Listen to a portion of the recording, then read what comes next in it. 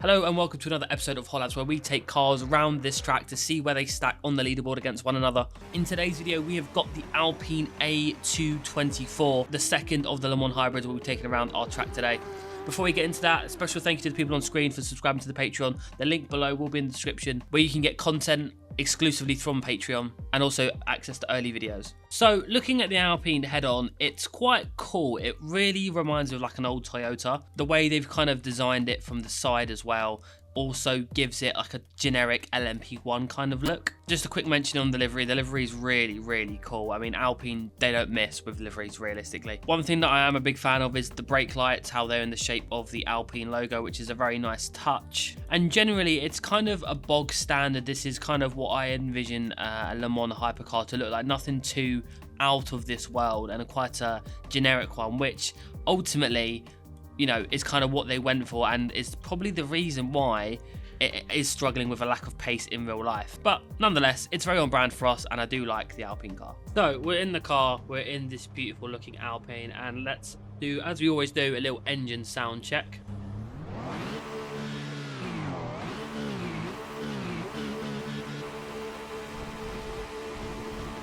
Doesn't sound too bad, you know, it's not awful. We can walk around the car a little bit with the help of the CSP. In actual sense, the cars are actually quite small in comparison to, you know, they do look quite big, but they are actually quite small cars. But nonetheless, let's get back in the car and let's take this bad boy out on circuit. One thing to note as well is I do have brand new pedals. So during the last episode, we had an issue where my throttle was never either fully on or fully off. So we had to make do with what I've got on my rim. We've got obviously two clutch paddles which are synced up to accelerator and brake. So I'm hoping now we won't have any issues. It's going to take a little bit of getting used to the brake pedal as well because it's really stiff. It's a load cell compared to what I had before, which wasn't a load cell. So that'll be quite an interesting one. But if it's anything like the Ferrari, it's going to be a massive pain to get this car working how I want without locking up like so. In the gravel we go. So that is going to be tricky, but I'm confident after a little bit of time we'll be able to do it. I reckon it would probably be harder in a single seater more than anything. I kind of have an idea of where this car will be on the leaderboard based off of, you know, how well the Ferrari did.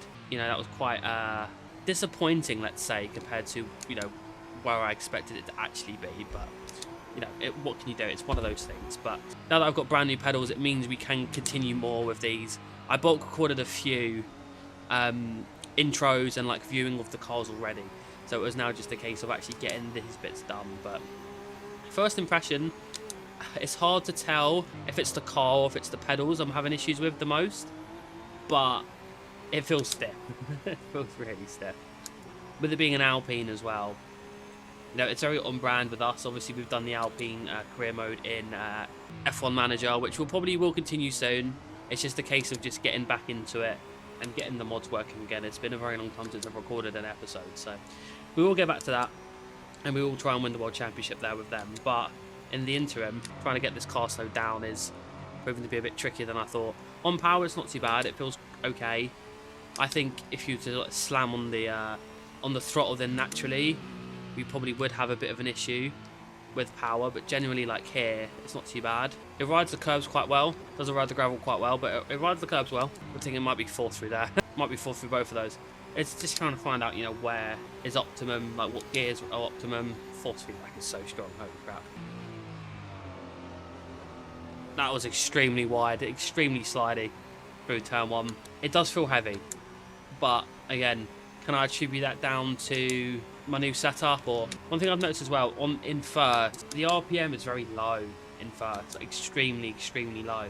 So I'm wondering if that's something to keep away from, is keep away from first gear at all costs. The snaps are quite aggressive as well. That's another thing I've noticed, and it does have a tendency to understeer mid-corner. Well, my wheels just woke up. Jesus, it's never made that sound before. I don't know if you could pick that up, but good God, you good wheel. To be fair, I've had this wheel for so long. I wouldn't be surprised if I needed to get an upgrade on this T300.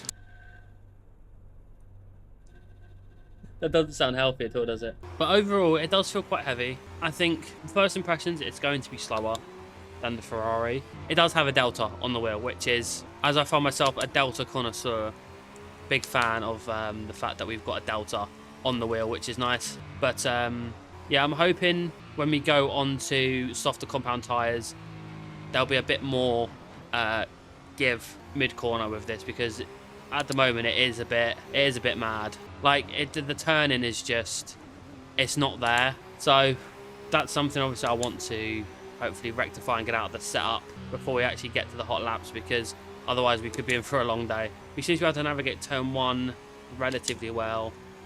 It'll just be these few corners coming up that I think, yeah, there's this lack of grip on the front end. On a corner like this, it's fine because it drifts out wide quite well, but other corners, it's a bit of a disaster. Like here, you can kind of make it work, but a corner like here, you need to get nice and tight, otherwise you will just drift out wide, and those extra little spiky curbs will just really do you. It's a tricky one, but enough of this, enough talking about this car. I think let's go in and get to a hot lap.